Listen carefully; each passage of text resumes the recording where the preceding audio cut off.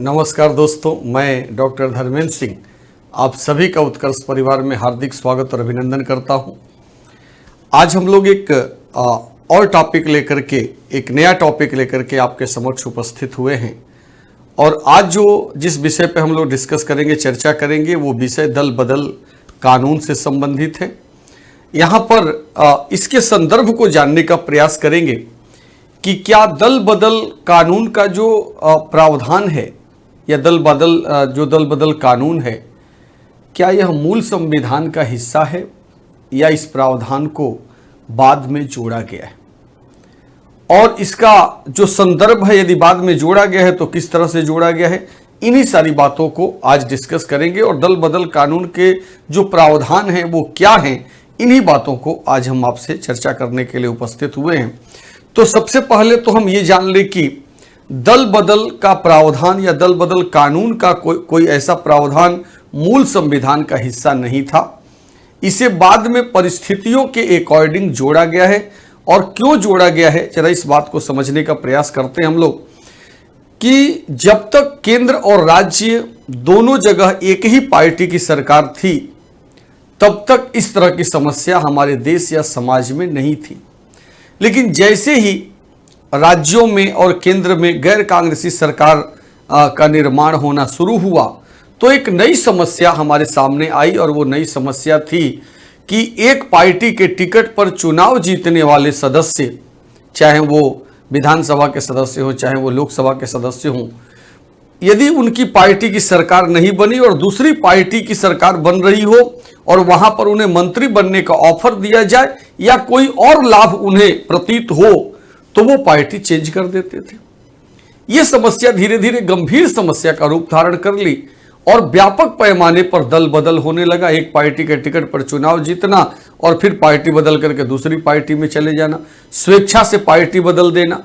तो इस समस्या के समाधान के लिए ये प्रावधान किया गया कि क्यों न ऐसा कोई कानून बनाया जाए जिससे इस तरह की प्रवृत्तियों पर रोक लगाया जा सका। और उसी संदर्भ में आप देखेंगे कि दल बदल कानून का निर्माण किया गया। अब जाहिर सी बात है कि जब मूल संविधान में ये प्रावधान नहीं था, तो ये प्रावधान कहीं न कहीं संविधान संशोधन के द्वारा किया गया होगा। तो उसका जो प्रारूप तय किया गया, वो प्रारूप क्या था, इसकी बात हम लोग करते हैं।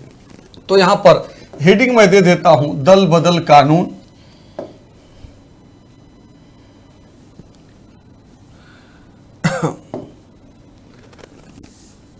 दल बदल कानून,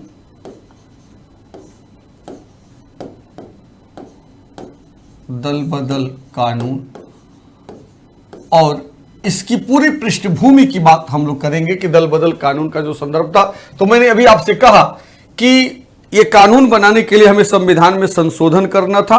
तो संविधान में संशोधन हमने क्या किया, तो हम कहेंगे कि 52वां संविधान संशोधन, 52वां संविधान संशोधन 1985। और 52वें संविधान संशोधन 1985 के द्वारा क्या किया गया, इसके द्वारा यह प्रावधान किया गया कि यदि कोई व्यक्ति या कोई पार्टी दल बदल करती है, दल बदल का जो आधार है वो क्या है, यदि कोई किसी पार्टी के 1/3 सदस्य, यदि किसी पार्टी के 1/3 सदस्य एक साथ पार्टी से अलग होकर किसी दूसरी पार्टी में चले जाते हैं या अपनी कोई नई पार्टी बना लेते हैं, तो वह दल बदल के अंतर्गत नहीं आएगा। किंतु यदि किसी पार्टी के 1/3 से कम सदस्य पार्टी से अलग होते हैं, तो दल बदल का कानून लागू होगा। और दल बदल के कानून के लागू होने का मतलब क्या है, दल बदल के कानून के लागू होने का मतलब है कि उनकी सदस्यता समाप्त हो जाएगी, उनकी सदस्यता चली जाएगी। तो इस संदर्भ में आप देखेंगे कि यहां पर 1/3 का प्रावधान किया गया कि 1/3 सदस्य यदि पार्टी छोड़कर दूसरी पार्टी में चले जाते हैं, दूसरी पार्टी में चले जाते हैं या स्वयं की पार्टी बना लेते हैं, या स्वयं की पार्टी बना लेते हैं तो उन पर दल बदल का कानून लागू नहीं होगा। उन पर दल बदल का कानून लागू नहीं होगा। दल बदल का कानून लागू नहीं होगा। इस बात को ध्यान रखना। और इस नियम के बनने से परिवर्तन क्या हुआ, यह बात समझना बेहद महत्वपूर्ण है कि जब यह नियम बनाया गया 52वें संविधान संशोधन के द्वारा, और इसके द्वारा क्या किया गया, संविधान में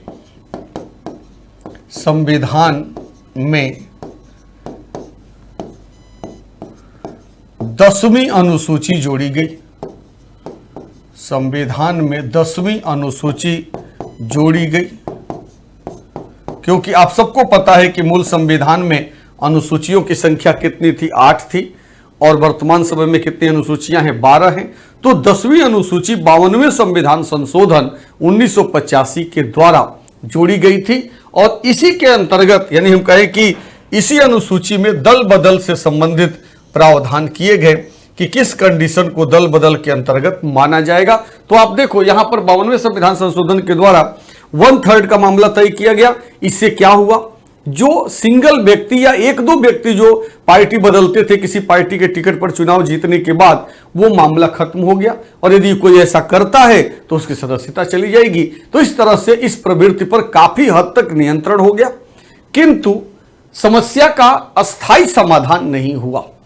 और बाद के समय में हम देखते हैं कि अब किसी पार्टी के 1/3 मेंबर पार्टी छोड़ करके जाने लगे, किसी अन्य पार्टी में अपना विलय कर लिए या अपनी खुद की पार्टी बनाने लगे। जब यह प्रवृत्ति भी बढ़ने लगी तो फिर यह महसूस किया गया कि नहीं, 52वें संविधान संशोधन का जो प्रावधान है उस प्रावधान को थोड़ा और जटिल बनाना चाहिए, थोड़ा और कठिन बनाना चाहिए, ताकि सामान्य कंडीशन में कोई भी व्यक्ति या कोई भी पार्टी दल बदल न कर पाए। और इसी वजह से आप देखेंगे कि संविधान में एक और संशोधन हुआ, और वो है 91वां संविधान संशोधन। 91वां संविधान संशोधन।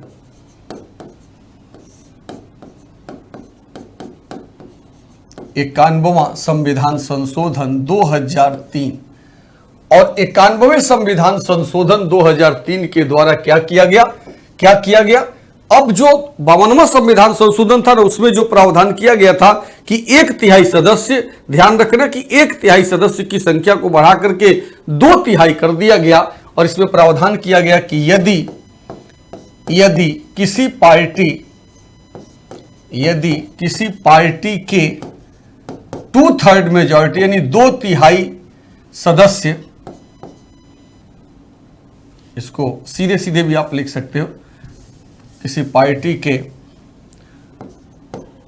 2/3 सदस्य यदि पार्टी छोड़कर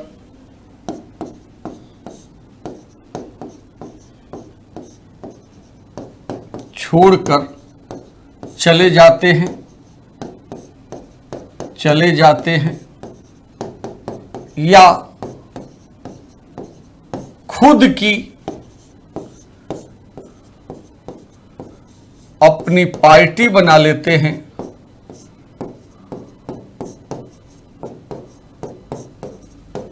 या किसी पार्टी में अपना विलय कर लेते हैं,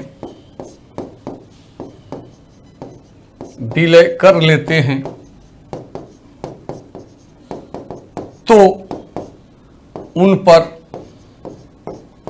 पर दल बदल का कानून लागू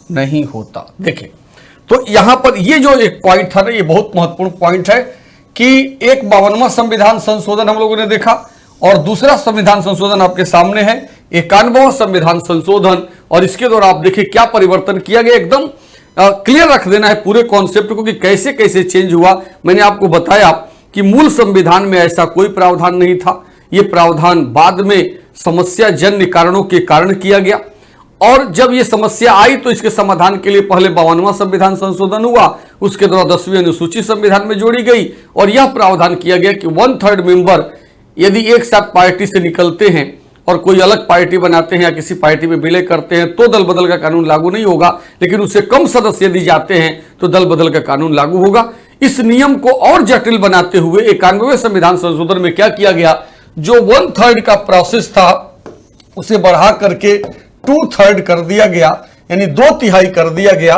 अब जो वर्तमान संदर्भ है, वर्तमान संदर्भ यही है कि यदि किसी पार्टी के 2/3 सदस्य पार्टी छोड़ करके किसी अन्य पार्टी में अपना विलय कर लेते हैं या अपना खुद की पार्टी बना लेते हैं तो दल बदल का कानून लागू नहीं होगा। और ये जो प्रावधान है ये इतना जटिल प्रावधान है कि यदि किसी पार्टी के 2/3 सदस्य उससे अलग हो जाते हैं तो फिर पार्टी में शेष क्या रह जाता है, यानी कि वो पार्टी ही खत्म हो जाती है। इसलिए इस तरह का जो विलय है ये आसानी से नहीं होता।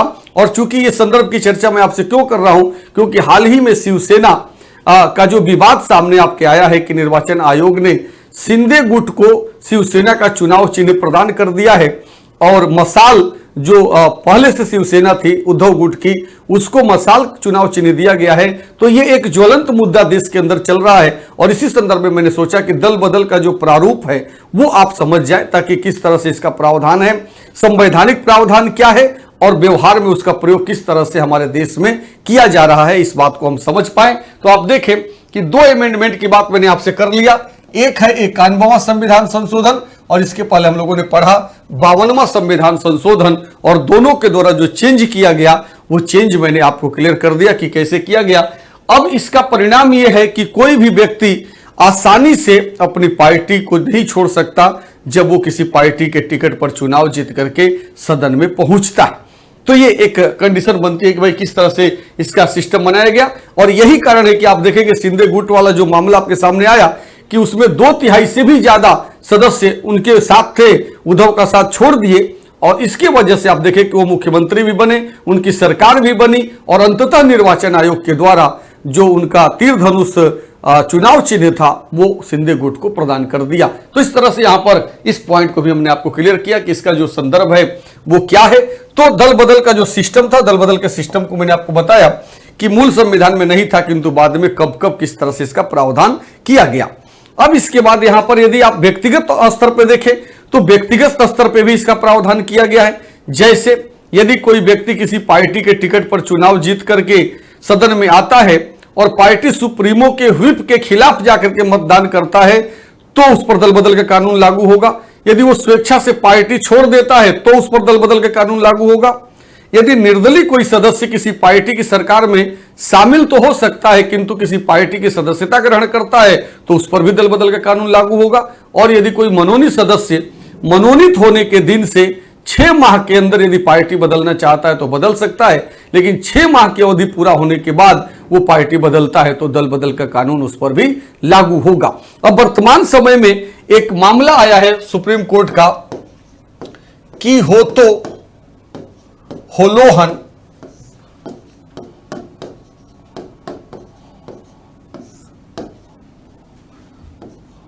बनाम जाचिल्हू A1 के मामले में सुप्रीम कोर्ट का एक निर्णय आया है, और यह निर्णय आप सभी छात्रों को जानना चाहिए कि उस निर्णय में किस बात का उल्लेख किया गया, किस बात का प्रावधान किया गया है कि हो तो होलोहन बनाम जाचिल्हू A1 के मामले में सुप्रीम कोर्ट ने दल बदल के संदर्भ में कुछ प्रावधान किए, कुछ निर्णय दिए। उस निर्णय के जो मुख्य बिंदु है वो मैं आपको बताता हूं। उस निर्णय का जो पहला बिंदु है वो ये कि आप सब जानते हैं कि यदि दल बदल का कानून किसी पर लागू होता है, यानी दल बदल के अंतर्गत किसी की सदस्यता को समाप्त करना है, तो यह अधिकार किसके पास है? यह अधिकार अध्यक्ष या सभापति के पास होता है। यदि लोकसभा का सदस्य है तो अध्यक्ष, राज्यसभा का सदस्य है तो सभापति, विधानसभा का सदस्य है तो अध्यक्ष, और विधान परिषद का है तो सभापति। तो सभापति या अध्यक्ष को यह अधिकार होता है कि दल बदल का उल्लंघन यदि कोई व्यक्ति करता है या उसके अंतर्गत आता है तो उसकी सदस्यता को समाप्त कर दे। तो इस वाद के अंतर्गत कि होतो होलोहन बनाम जाचिल्लू एवं अन्य के मामले में सुप्रीम कोर्ट ने क्या निर्णय दिया है कि उन्होंने कहा है कि अध्यक्ष या सभापति की जो भूमिका होगी, अध्यक्ष या सभापति की भूमिका वो ट्रिब्यूनल की भांति होगी। कैसी होगी? यहां पे मैं लिख देता हूं, अध्यक्ष या सभापति की भूमिका ट्रिब्यूनल की भांति होगी, अर्थात दोनों पक्षों को सुने बिना निर्णय नहीं दिया जा सकता।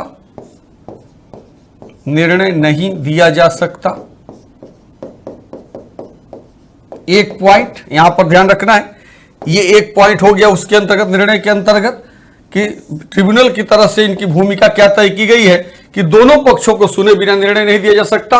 और दूसरा पॉइंट यदि आप यहां से लेना चाहें तो दूसरा पॉइंट यह है कि अध्यक्ष या सभापति के इस निर्णय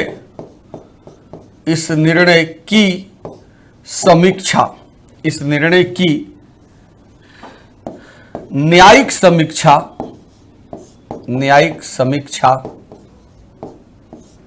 की जा सकती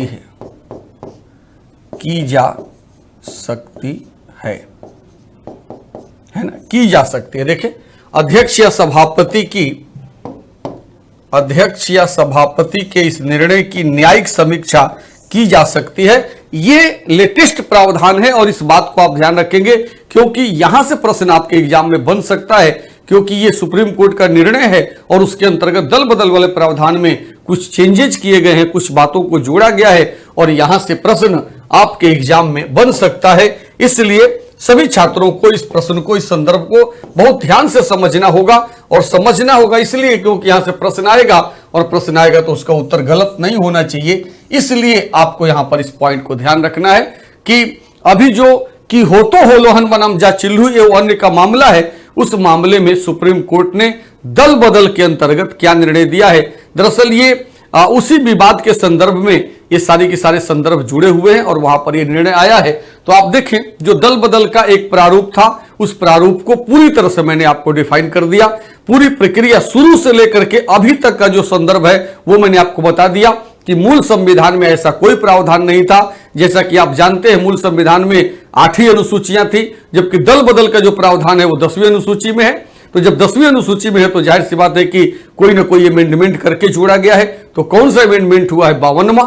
तो हम कहेंगे कि दल बदल के संदर्भ में एक अनुसूची जोड़ी गई है और दल बदल के संबंध में 2 अमेंडमेंट किया गया है, एक 52वां संविधान संशोधन और दूसरा 91वां संविधान संशोधन। और उसके अंतर्गत क्या प्रावधान किया गया है वो सारी बातें मैंने आपको न केवल डिस्कस किया बल्कि उसको नोट भी कर दिया।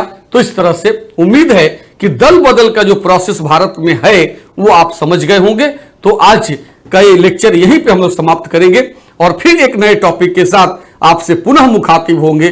तब तक के लिए आप सभी विद्यार्थियों को बहुत बहुत धन्यवाद।